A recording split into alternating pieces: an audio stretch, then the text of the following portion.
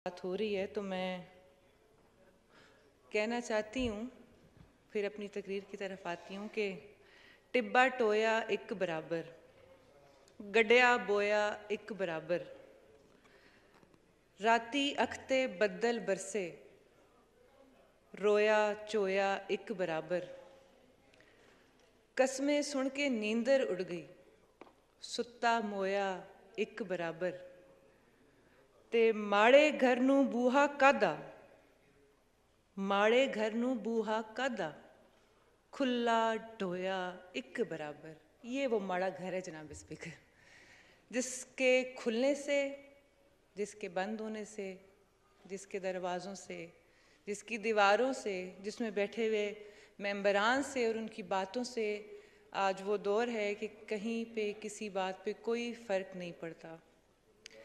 बड़ी अच्छी बात कही प्राइम मिनिस्टर साहब ने और बड़ी अच्छी डिबेट यहाँ पे हाउस में शुरू की गई, लेकिन जनाब स्पीकर हम अदलिया को, इस्टेब्लिशमेंट को, बाकी इदारों को, इलेक्शन कमीशन समेत जब तनकीद का निशाना बनाते हैं, हम पहले ये क्यों भूल जाते हैं कि इनको सर के ऊपर चढ़ के नाचने की इजाज़त भी इसी पार्लियामान ने दी है। जब आज भी जिसी सवाल का जवाब पूछा जाए तो सब जब 18वीं तरमीम की गई थी तो उसकी अच्छाइयाँ और बुराइयाँ गिनवाते हैं, तो जहाँ पे वो फिट होती है वहाँ पे फिट कर देते हैं, जहाँ नहीं फिट होती तो कहते हैं 18वीं तरमीम की वजह से ऐसा हम जवाब देने से कासिर हैं। तो जब 19वीं तरमीम की गई थी, इसी ऐवान के ज़रिए वो 19वीं तरमीम हुई थी और यहाँ की सारी जो बालादस्ती ऐवान की और इख्तियार अपने हाथों से उठाकर आपने दे दिया, आपको तब ख्याल नहीं आया कि आप क्या कर रहे हैं। यही अदलिया अगर आपके, मैं सबकी बात कर रही हूं जनाब स्पीकर, कि जब किसी के हक में फैसले होते हैं वक्त के तकाज़ों के हिसाब से तो उस वक़्त वो अच्छी होती है। यही इस्टेब्लिशमेंट जब मुदाखलत करती है आपकी अपनी इमा पे तो आपको पसंद आती है। यही इलेक्शन कमीशन जब आपके मन चाहे फैसले करता है, चाहे वो कोई भी जमात हो, कोई भी लीडर हो, तो आपको पसंद आता है। आपको नहीं पसंद आता तो वो फैसला जो आपकी मंशा के मुताबिक नहीं होता, हालात के हिसाब से, जो आपको सियासी फायदा दे सके या आपको ज़ाती फायदा दे सके। इस पार्लिमान ने अपनी बेतौकीरी और बेहुरमती खुद करवाई है। इस पार्लिमान ने अपने इख्तियारात में खुद कमी की है। आज भी अगर आइन की हकमियत है, अगर उसकी बालादस्ती है, उसी के तहत सारे कानून हैं, ये मुअज़्ज़ज़ ऐवान उसी के तहत चल रहा है, तो उसी आइन जिसको अब 50 साल होने को आए हैं, इस पार्लिमान का हक बनता था, इनका फर्ज था कि वो जो आइन इतनी मेहनत से बना उसकी ये रखवाली करते, उसको बार बार यूं बेदर्दी से, और अब तो खैर मिसाल ही देने के लिए नहीं मिलती जितनी बेदर्दी से आइन को कुचला गया है। जो आइन में चीज़ें मुबहम थीं, जो जिनकी सही तरीके से नहीं समझ में आ रही थी, वो इस पार्लिमान का काम था कि उसके अंदर मजीद अमेंडमेंट्स करते, वो तरामीम की जाती जिससे चीज़ों की और वजाहत होती, तो बार बार चीफ जस्टिस साहब का दरवाज़ा न खटखटाना पड़ता, क्योंकि फिर वो डैडी बन जाते हैं और फिर वो जो कहते हैं वो सब करने लग जाते हैं, क्योंकि उनको सिर्फ इख्तियार दिया गया है तशरीह करने का, वो तो तब्दील भी करने बैठे हैं।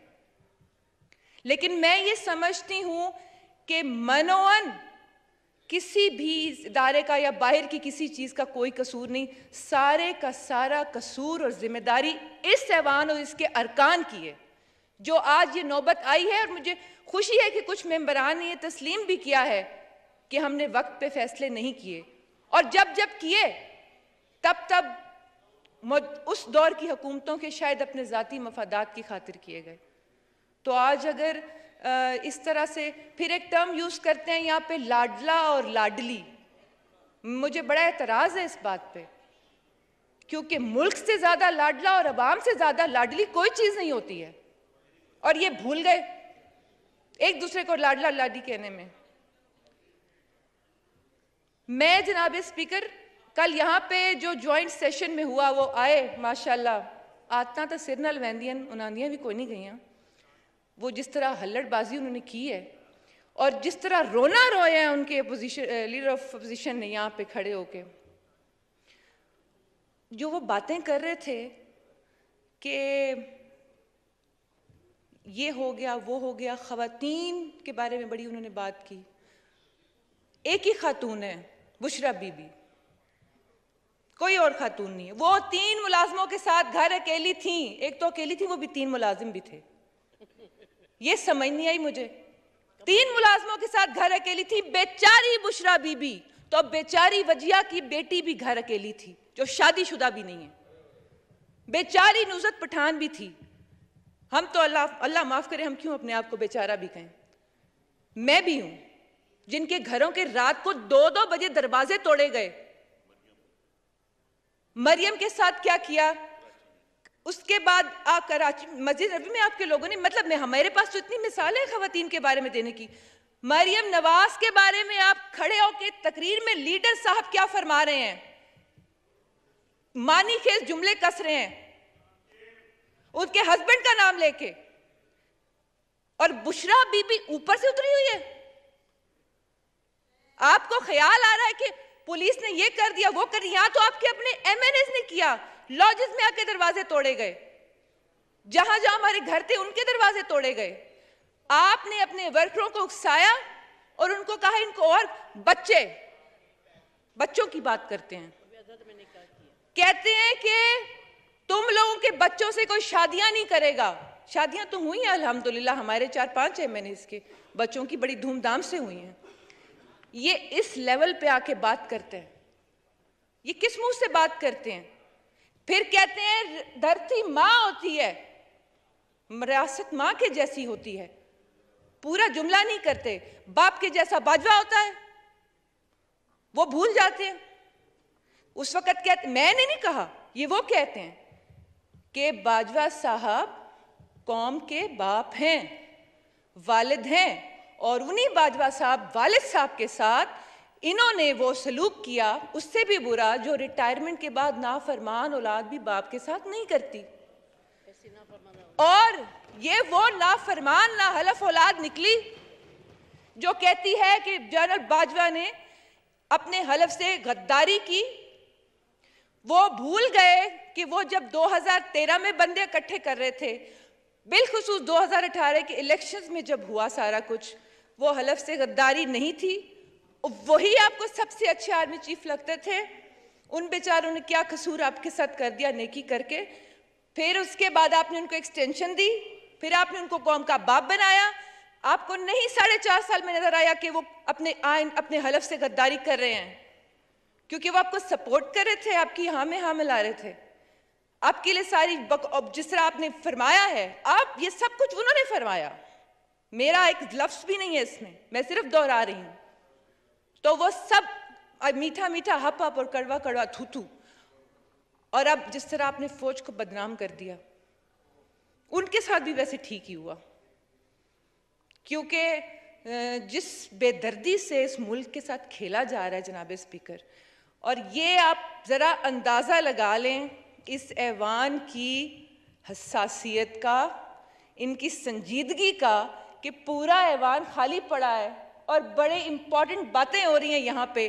अमेंडमेंट्स जो एक कमरे में भी होंगी और पेपर यहाँ पे आ जाएगा आपके सामने, और वो तालियां शालियां डेस्ट टेस्ट बजा के वो पास भी हो जाएगा।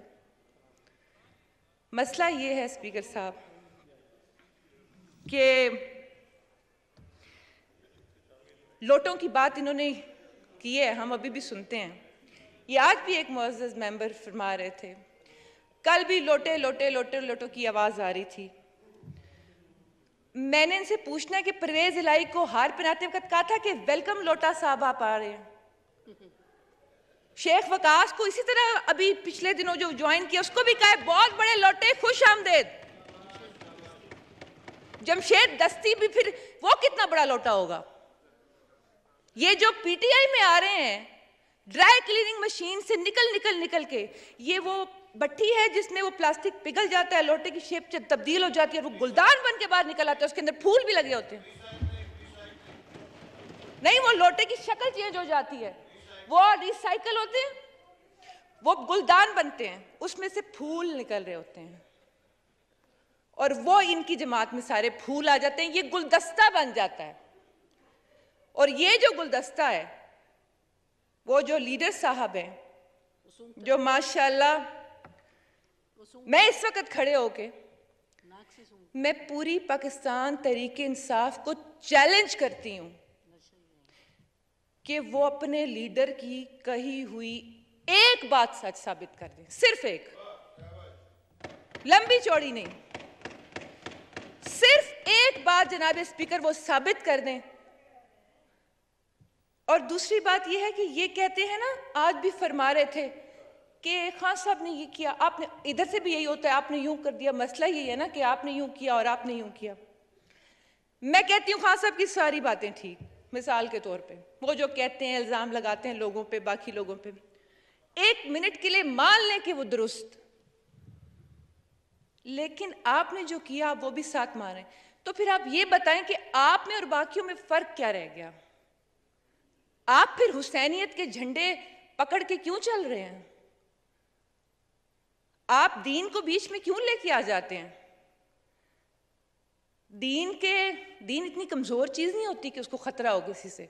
जब भी कोई लीडर जब दीन की बात करते हैं ना, तो खतरा उनको खुद होता है, वो अपने आप को बचाने के लिए दीन की बात करते हैं। रियासत मदीना का तो लफ्ज़ भी इनके मुंह से अच्छा नहीं लगता। मेरा ख्याल है तो उनको लिखना भी नहीं आता होगा कि रियासत मदीना लिखते कैसे हैं, ये पता नहीं किस मुंह से बोलते हैं। दुरूद शरीफ पढ़ते हैं तो ज़बान कब कपाती है, तलफ़्फ़ुज़ दुरुस्त नहीं है इनका।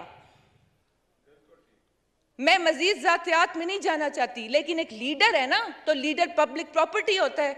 लीडर के बारे में इतनी बात तो की जा सकती है ना।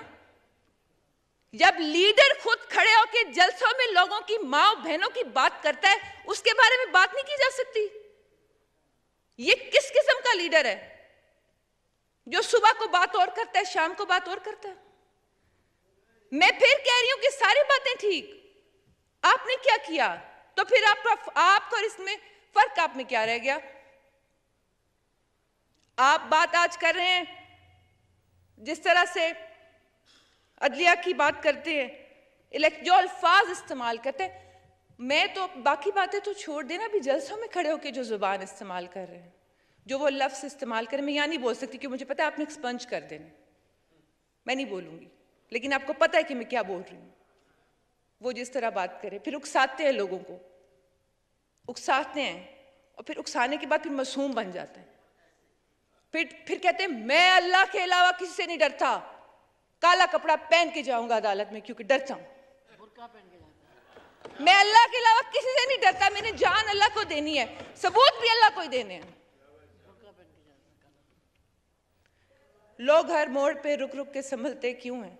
इतना डरते हैं तो फिर घर से निकलते क्यों है? पीछे बाराती, आगे बैंड बाजा, आए दूल्हे राजा।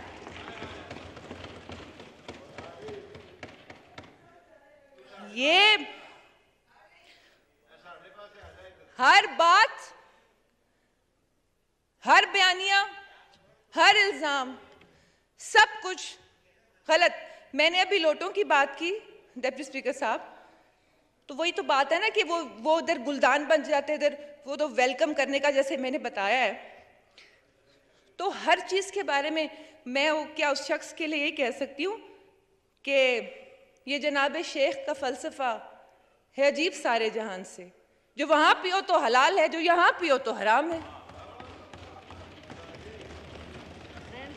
ये रियासत मदीना के अलंबरदार ने हलाल और हराम की तमीज सिखाई है, जो अखलाकियात का दर्स देते हैं, और वो कहते हैं कि इस्लाम में अखलाकियात बड़ी बुनियादी चीज है। वो खुद सबसे बड़ा बद इखलाक इंसान है जिसको बात करने की तमीज नहीं है। उन्होंने अपने वर्क, मैं तैयार हूं ज़हनी तौर पे कि अब फिर जब ये स्पीच बाहर जानी है तो नीचे जो एक गालियों का सिलसिला शुरू होना है पीटीआई की तरफ से, वो भी एक काबिले दीदी चीजें होनी है, क्योंकि हम तो 11 माह से ये बर्दाश्त कर रहे हैं, और फिर इन्हें वो औरत याद आ जाती है, मेरी बेचारी बुशरा बीबी घर में अकेली थी 3 मुलाजमों के साथ, वो बेचारी थी। और मैं जनाब स्पीकर, ये जो कहते हैं अखलाकियात, कौन सा अच्छा दर्स इन्होंने अपने वर्करों को दिया है? पुलिस के आगे आके कहते हैं इनसे लड़ो, इनको मारो। और फौज का तो मैं समझती हूँ इलाज भी यही है, जो कहते हैं अब आपको फलान जगह से कॉल है तो आपने धमकी आगे से देनी है इनको कि हम आपके साथ ये करेंगे। ये इस तरह की बातें करते हैं। फिर ये कहते हैं कि मैं अपने टाइगर्स को ये कह रहा हूं। मैं टाइगर्स से पूछती हूं, अवाम बाशऊर है, अल्लाह ताला ने आपको हिम्मत भी दी है, हौसला भी दिया है, शऊर भी दिया है। ये कभी पूछें तो सही इमरान खान से कि 4.5 साल में आपको कितने यूथ के लोन मिल गए सिवाय उस्मान डार के हल्के के लोगों के? फिर जो बेनज़ीर इनकम सपोर्ट के साथ भोंडा मजाक किया गया, कितने लोगों को वो कर्जे और कितनी खवातीन को मिल गए? बाकी लंबे चौड़े प्रोजेक्ट्स में मैं तो जा ही नहीं रही। और तौबा तौबा तौबा, मैं रियल स्टेट्स का नाम नहीं लूंगी, बिल्कुल भी नहीं लूंगी। अनटचेबल्स हैं वहां पे, नैप का जिक्र करने ही बेकार है। क्योंकि मैंने कहा ना, हलाल और हराम की जो तमीज़ है, और जैसे लोटों की बात है, तो नैब ज़दा अगर आपकी अपनी कैबिनेट हो तो मैं तो इस इंसान के कॉन्फिडेंस की दाद देना चाहूँगी। मैंने अपनी ज़िंदगी में ऐसा इंसान नहीं देखा जो इतने कॉन्फिडेंस के साथ इतने झूठ बोलता हो, जिसकी बॉडी लैंग्वेज कमाल की हो कि बंदा अप्रिशिएट करने पे मजबूर हो जाए, खुद भी लगे कि ये सच कह रहा है। और इस जितना मजलूम इंसान कोई नहीं। बात जनाब स्पीकर, प्राइम मिनिस्टर साहब ने कहा कि हमें अमेंडमेंट्स लानी चाहिए। मैंने पहले ही अर्ज़ की हमारा अपना कसूर है। तो मैं उम्मीद करती हूँ कि ये जो एक कमरे में अभी अमेंडमेंट्स तैयार हुई होंगी और चंद लोगों को ही पता है और अभी हाउस पे आ जानी है और यहाँ से पास भी हो जाएंगी, अल्लाह करे कि वो अच्छी हों, अल्लाह करे कि ये माजी की गलतियों से सबक सीख के बनाई गई हों, अल्लाह करे कि जो ऐवान की बालादस्ती इस ऐवान ने खुद मजरू की है वो वापस इख्तियारात ये लाने में कामयाब हो जाए, और अल्लाह करे कि इस मुल्क का, इस अवाम का भला हो। मैं इलेक्शन कराने में, इलेक्शन कौन नहीं करा रहा, कौन करा रहा है, उस लंबी बहस में तो जा ही नहीं रही। किसका फ़ायदा है, किस नुकसान का, उसमें भी नहीं जा रही। मैं सिर्फ एक बात करना चाहती हूँ, बल्कि इल्तमास करना चाहती हूँ कि मुल्क का सोचें, अवाम का सोचें, क्योंकि मुल्क है तो आप हैं, अवाम है तो आप हैं, वरना आपका कोई वजूद नहीं है। ये झगड़े आप लोग कल पे उठा रखें और इतनी लचक ज़रूर रखें रवैयों में। अगर एक इंसान ऐसे कर रहा है तो ज़रूरी नहीं है कि आप उससे बालातर होने के लिए उससे ज़्यादा ऊपर चले जाएं, फिर आप में और उसमें कोई फ़र्क नहीं रह जाएगा। जो आज अवाम के हालात हैं, मुझे कहने की ज़रूरत नहीं है जनाब स्पीकर, बिल्कुल भी। और वैसे मेरे पास अब अल्फाज भी नहीं हैं। और फिर से यही उम्मीद करूँगी और अपनी बात ख़त्म करूँगी, ये खूब क्या है, ये ज़िश्त क्या है, जहाँ की असली सरिश्त क्या है। ये खूब क्या है, ये ज़िश्त क्या है, जहाँ की असली सरिश्त क्या है।